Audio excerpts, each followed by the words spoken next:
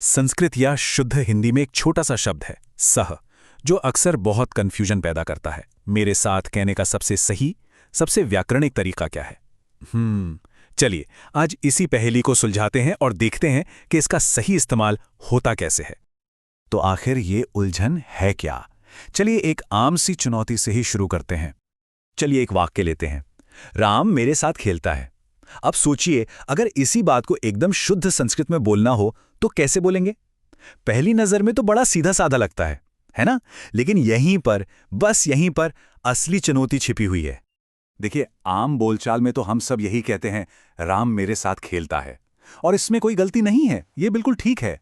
पर जब बात आती है व्याकरण की, खासकर संस्कृत ग्रामर की, तो क्या ये तरीका 100% सही है? शायद नहीं। ठीक है, तो इस पूरी पहेली को सुलझाने के लिए हमें 3 मेन प्लेयर्स को समझना होगा। तो हमारे पहले 2 खिलाड़ी हैं सर्वनाम यानी प्रोनाउंस, अस्मद और युष्मद। बहुत आसान है। अस्मद का मतलब है मैं या हम, और युष्मद का मतलब है तुम या आप। ये बस ये बताते हैं कि भाई बात किसकी हो रही है, मैं, हम या तुम, आप। और अब आता है हमारा हीरो, हमारा मेन प्लेयर, जिसके चारों तरफ ये सारी कहानी घूम रही है, और वो शब्द है सह। मतलब तो इसका बहुत सीधा सा है, साथ में, लेकिन इसकी एक ऐसी खासियत है जो पूरा गेम ही बदल देती है। तो चलिए अब उस गोल्डन रूल को समझते हैं जो सह के इस्तेमाल का सारा राज खोल देगा। अब देखिए, ये सह शब्द जो है ये कोई भोला भाला शब्द नहीं है। इसकी अपनी एक खास डिमांड है, कह सकते हैं एक जिद है। और वो जिद ये है कि सह जब भी किसी सर्वनाम के साथ आएगा तो वो उसे मजबूर कर देगा तृतीया विभक्ति यानी थर्ड केस में आने के लिए। ये एक पक्का नियम है, इसे तोड़ा नहीं जा सकता। तो सवाल उठता है कि भाई ये तृतीया विभक्ति है क्या भला? देखिए, आमतौर पर यह बताती है कि कोई काम किसके द्वारा किया गया, लेकिन जैसे ही सह सीन में आता है इसका रोल बदल जाता है, तब ये साथी को दिखाने लगती है। इसे याद रखने के लिए हम साथी वाला केस भी कह सकते हैं। चलो, थ्योरी तो बहुत हो गई, अब इसे प्रैक्टिस में लाकर देखते हैं कि ये काम कैसे करता है।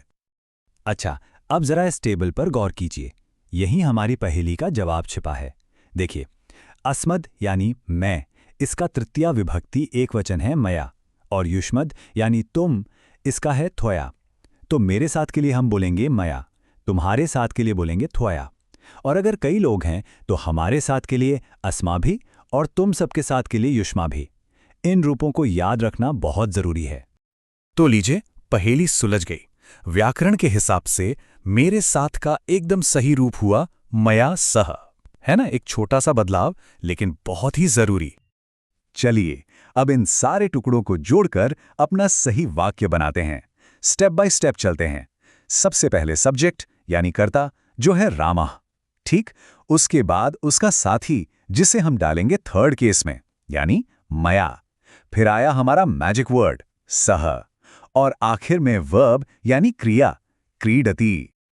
और ये लीजिए, इन सब टुकड़ों को जोड़ने पर हमें क्या मिला?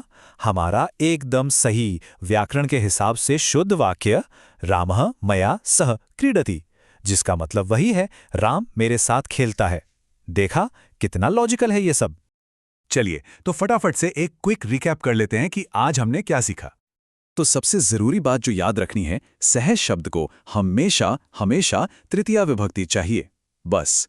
तो मेरे साथ के लिए इस्तेमाल होगा मया, तुम्हारे साथ के लिए त्वया, हमारे साथ के लिए अस्मा भी है, और अगर कई लोगों से बात हो रही है तो तुम सबके साथ के लिए युष्मा भी है।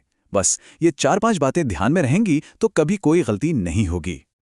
तो आज सह का राज तो हमने खोल दिया, लेकिन ये हमें एक और बहुत ही दिलचस्प सवाल पर लाकर छोड़ता है। क्या संस्कृत में सह जैसे और भी जिद्दी शब्द हैं जिनकी अपनी ऐसी ही खास शर्तें होती हैं? जरा सोचिएगा इस बारे में। इसी सवाल के साथ आज की बात खत्म करते हैं। अगली बार फिर मिलेंगे। सीखते रहिए।